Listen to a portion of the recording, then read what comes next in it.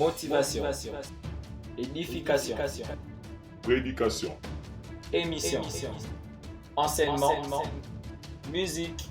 Il nous faut combattre pour un nouveau commencement. Et pour pouvoir faire ça, vous devez être prêt à abandonner ce qui est dans le passé.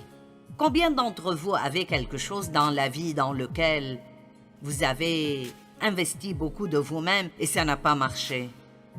D'accord. Eh bien, vous devez faire très attention à ne pas vous coincer dans les choses qui ne marchent pas et les laisser vous faire penser que vous êtes un échec et que tout est terminé parce que je vous le dis, Dieu n'est jamais sans un plan. Vous ne savez peut-être pas ce qu'est le plan, mais Dieu sait ce qu'est le plan. Maintenant, dans le livre de Samuel, il y a 1 et 2 Samuel. Nous lisons à propos du roi Saul. Dieu n'a jamais voulu que le peuple ait un roi. Il voulait être leur roi. Mais là, le peuple a insisté pour avoir un roi. Donc, il a oint un homme nommé Saul pour qu'il devienne roi. Et la Bible dit que quand l'Esprit de Dieu vint sur Saul, il fut transformé. Et c'est ce qui arrive quand l'Esprit de Dieu vient sur vous. Quoi que vous soyez avant, vous pouvez dire adieu à cela parce qu'il vous transformera en un nouvel instrument de vannage aiguisé.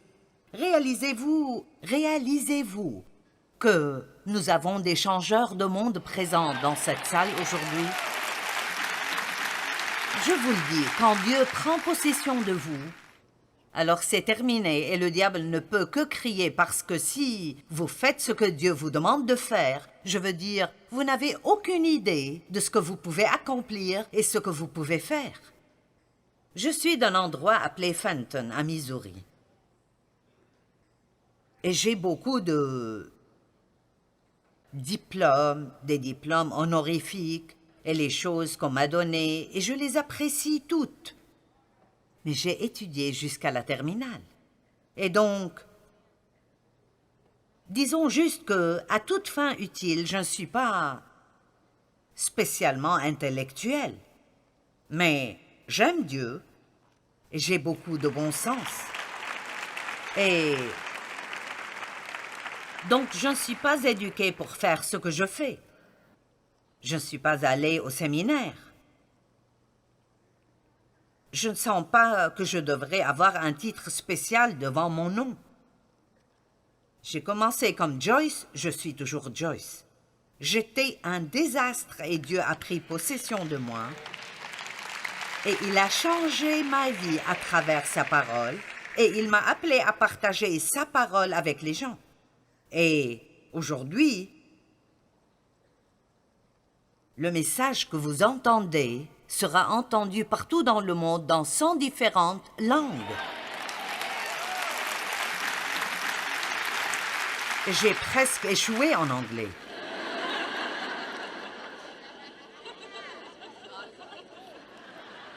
Je me moquais de si c'était un nom ou un pronom ou un verbe, je voulais juste parler.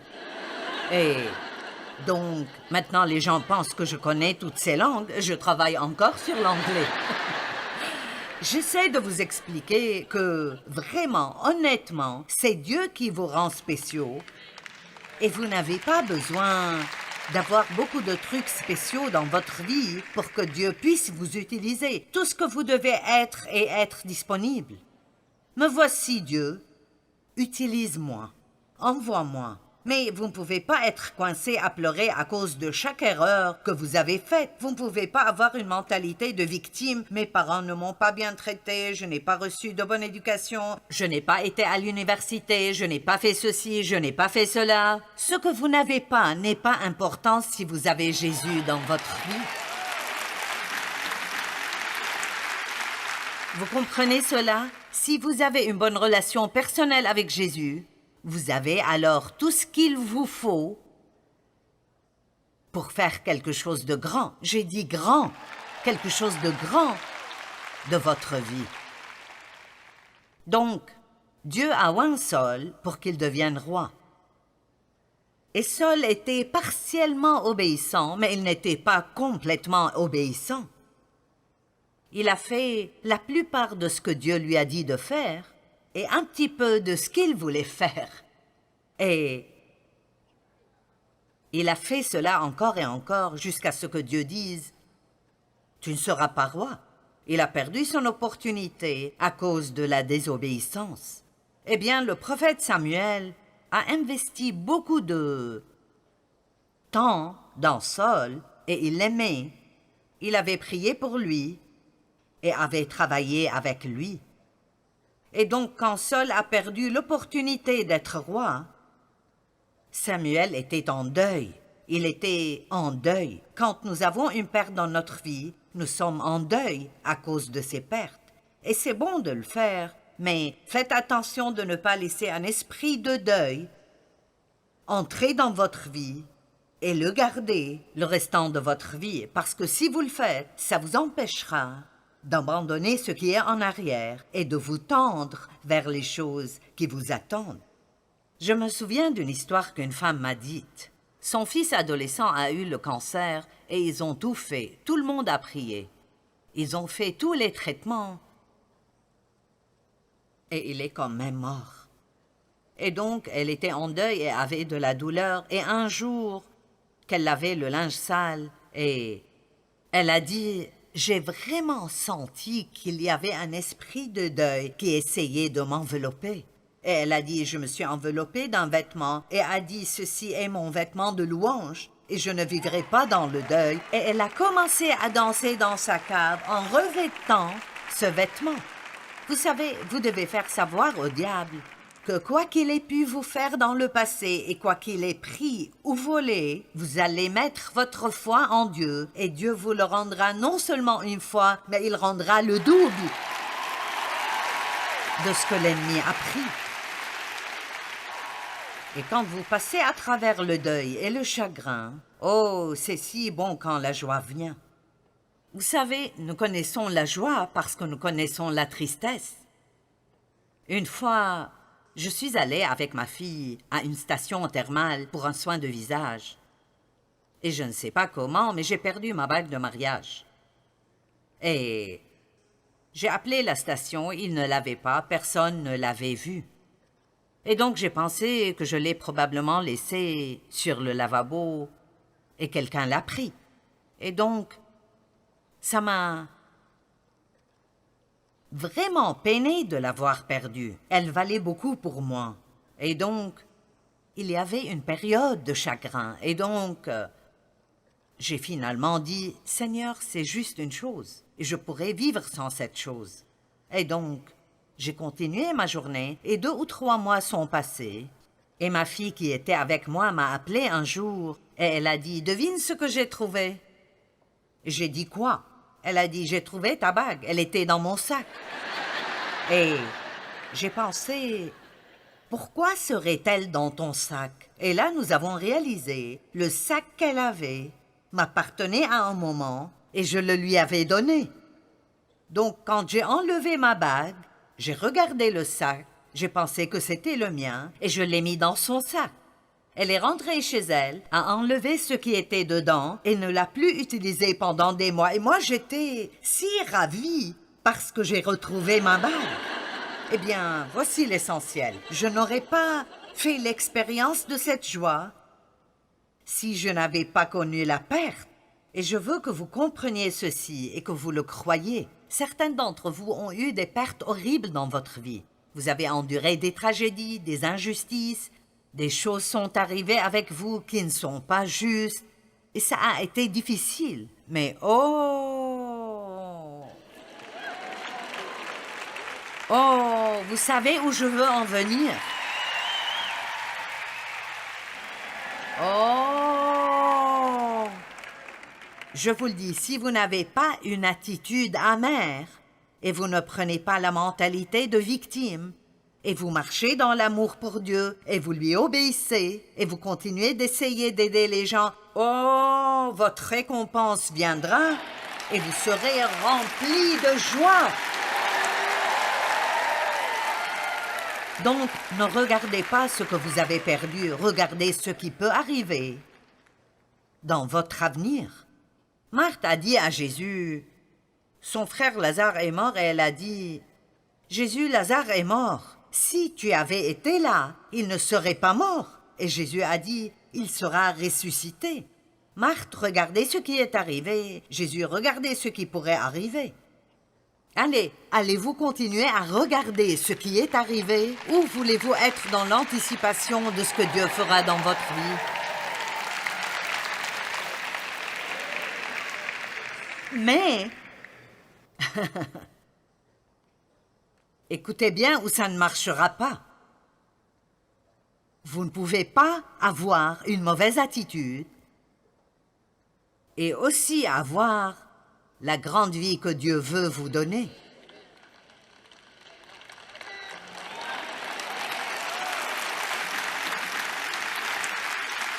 Soit les gens vous ont fait du mal ou vous avez fait des choses qui vous ont rendu triste.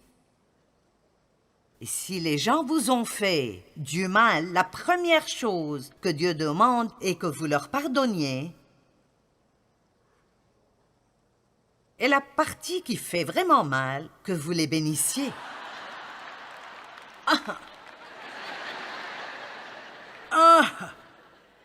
Mon Dieu! Lisons-le, Luc 6, en commençant au verset 27. Mais je vous dis, à vous qui m'écoutez, aimez vos ennemis, faites du bien à ceux qui vous haïssent. Je n'invente pas ça, c'est comme... Vous dites, tu plaisantes, Dieu. Bénissez ceux qui vous maudissent. Priez pour ceux qui vous maltraitent. Si quelqu'un te frappe sur une joue, présente-lui aussi l'autre. Si quelqu'un prend ton manteau, donne-lui aussi ta tunique. Donne à quiconque te demande et ne réclame pas ton bien à celui qui s'en empare. D'accord. Ce que vous voulez que les hommes fassent pour vous, faites-le de même pour eux. Mon Dieu, et si tout le monde vivait comme ceci? Traitez les autres comme vous voulez qu'ils vous traitent. Je vais lire ceci parce que nous avons besoin de l'entendre. Si vous aimez ceux qui vous aiment, quel gré vous en saura-t-on? Les pécheurs aussi aiment ceux qui les aiment. Si vous faites du bien à ceux qui vous font du bien, quel gré vous en saura-t-on? Les pécheurs aussi agissent de même. Et si vous prêtez à ceux de qui vous espérez recevoir, quel gré vous en saura-t-on? Les pécheurs aussi prêtent aux pécheurs afin de recevoir l'appareil. Mais aimez vos ennemis et faites du bien et prêtez sans vous attendre qu'ils vous rendent l'appareil.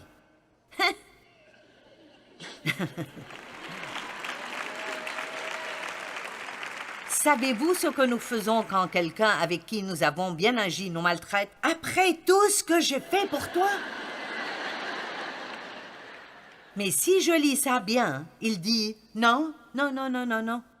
Ne faites pas de choses pour les gens en vous attendant à ce qu'ils vous rendent l'appareil. Vous le faites pour Dieu et vous vous attendez à ce que votre récompense vienne de Dieu. Vous ne serez peut-être pas récompensé par la personne en question. Ce seront peut-être les personnes qui profiteront de vous et vous blesseront. Mais si vous gardez, si vous gardez une bonne attitude et vous faites ce que Dieu vous demande de faire, il n'y a pas de démon en enfer qui pourrait vous arrêter d'être béni. Amen. Est-ce que vous êtes d'accord avec moi là-haut? Et ceux qui sont là-bas derrière tout en haut, vous êtes d'accord avec moi? Faites-le savoir. Mais Joyce, c'est tellement dur. C'est une excuse que nous devons arrêter d'utiliser. Parce que nous sommes moins pour ce qui est difficile.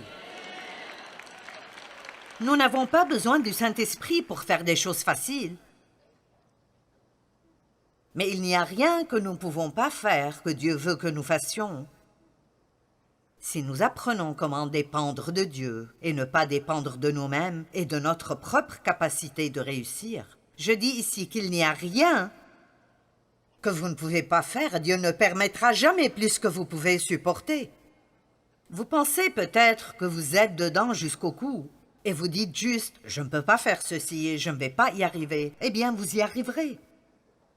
Parce qu'il y a eu tellement de choses que je pensais que je ne traverserais jamais et je suis toujours là. Et combien d'entre vous peuvent-ils dire la même chose? Vous êtes passé par des choses qui sont très difficiles, mais vous êtes toujours là. Et votre récompense sera grande.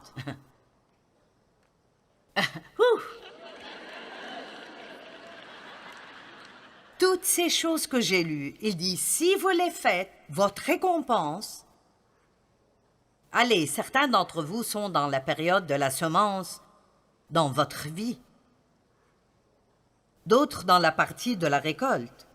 Mais vous n'êtes pas arrivé à la récolte sans labourer la terre et planter les graines et attendre et passer à travers des temps difficiles. Peut-être que vous avez eu des cultures qui ont échoué, mais vous avez continué de planter et planter. Maintenant est la saison de récompense. Et ceux d'entre vous qui sèment et votre vie est difficile, continuez juste de faire ce qui est bon. Saul serait resté roi s'il avait continué de faire ce que Dieu lui a demandé de faire. Mais non, il a gardé sa propre volonté là-dedans. J'ai fait presque tout ce que tu m'as dit de faire.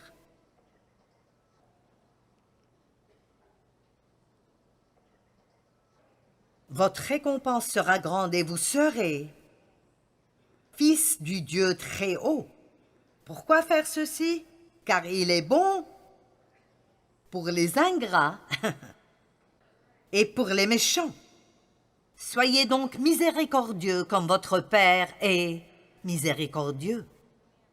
Je vais vous raconter cette histoire aussi rapidement que possible, bien que vous l'avez probablement entendue. Mon père a abusé de moi sexuellement et ma mère le savait, mais elle avait trop peur de mon père. J'ai parlé à d'autres proches, mais personne ne voulait être impliqué. Vous savez, en ce temps-là, personne ne parlait de ces choses. Le père d'une fille lui ferait quelque chose comme ça? Nous n'en parlions pas du tout. Et c'était l'une des raisons pour lesquelles ma mère n'a jamais rien fait. Elle a dit « je ne pouvais pas faire face au scandale ». C'était plus difficile pour moi de dépasser le fait que ma mère ne m'avait pas protégée que de dépasser ce que mon père m'avait fait. Et c'est toujours « je ne peux pas comprendre cela ». Comment est-ce possible? Mais Dieu m'a donné la grâce de pouvoir leur pardonner à tous les deux. Et l'une des choses qui m'ont tellement aidée était quand il m'a dit « les personnes blessées blessent les gens ». Donc, mon père n'a pas bien été élevé non plus, et il y avait de l'inceste avant dans sa famille, et la liste continue. Quand je me suis éloignée d'eux, j'ai préféré rester aussi loin que possible et les voir seulement quand je devais le faire. Je leur ai pardonné officiellement. Vous comprenez? En tant que chrétienne, je leur ai pardonné. Nous prions notre prière officielle du pardon. Mais je ne voulais rien avoir avec eux. Je ne voulais pas être avec eux.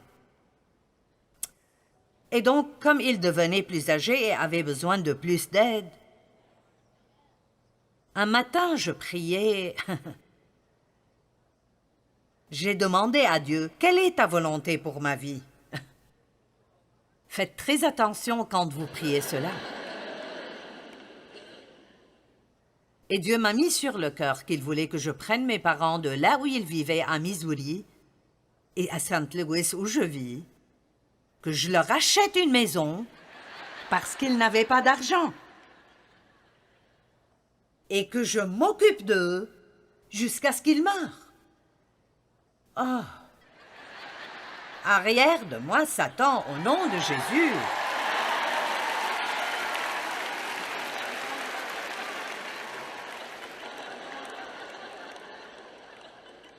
Certains de vous essayent de chasser le diable, et ce n'est pas le diable. Quand c'est dur, ça ne veut pas dire que c'est le diable. De toute façon, c'est une longue histoire.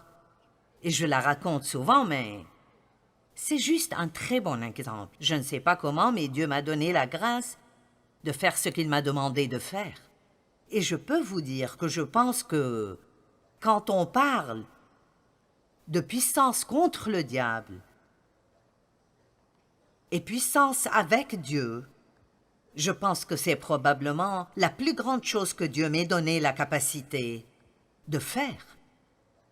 Quand vous pouvez trouver la grâce de Dieu pour aimer quelqu'un qui vous a fait cela, et pour dépenser votre argent sur eux et prendre soin d'eux, et le faire pendant longtemps, là, ça prend beaucoup de Dieu. Si vous faites ce que Dieu vous dit de faire, votre récompense sera tellement grande. J'essaie de faire que certaines personnes prennent cette décision aujourd'hui.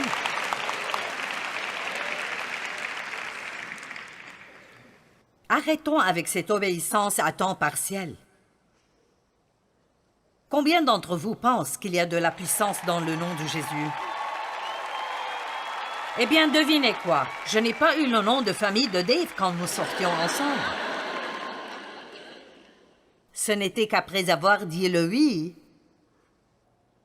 jusqu'à ce que la mort nous sépare, que j'ai eu son nom.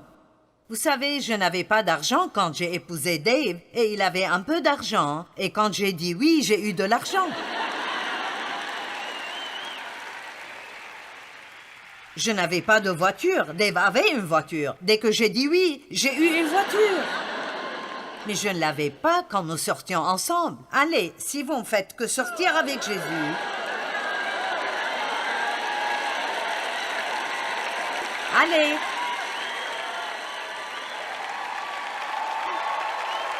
Non, non, vous devez signer sur la ligne. Oui! Et je ne sais même pas ce pourquoi je dis oui. Mais Dieu, la réponse est oui. Pourquoi?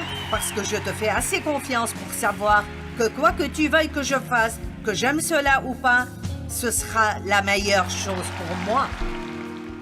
Votre chaîne chrétienne pour le salut des âmes.